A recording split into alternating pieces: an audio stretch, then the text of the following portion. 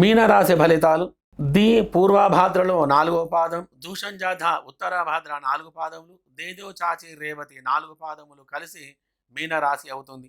దీనికి అధిపతి గురువు. వీరు కనకపుష్యరాగం ధరించాలి. గోల్డ్ మరియు పసుపు రంగు వస్త్రాలు ధరించాలి. గురుగ్రహం మరియు కాలభైరవ పూజ ఆరాధన అనేది ఎక్కువగా చేస్తూ ఉండాలి. 1, 4, 5, 7, 9, 10, 12, 14, 19, 20, 22, 25 తేదీలు చాలా అదృష్టాన్ని కలిగిస్తాయి. ఈ మాసం వీరికి అఖండమైన కీర్తి ప్రతిష్టలు లభించగలవు.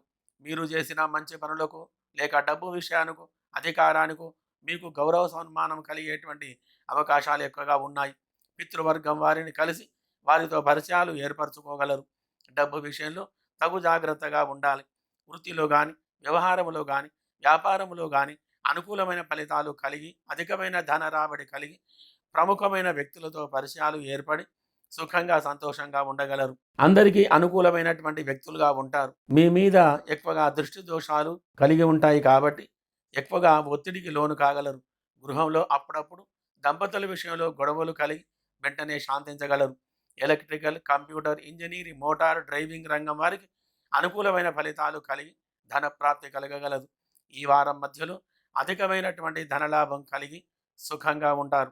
గ్రహచార గోచార స్థితి అనుకూలంగా ఉన్నందున మంచి లాభాలు కలిగి సుఖమైనటువంటి జీవనం సాగించగలరు. శుభం భూయాత్.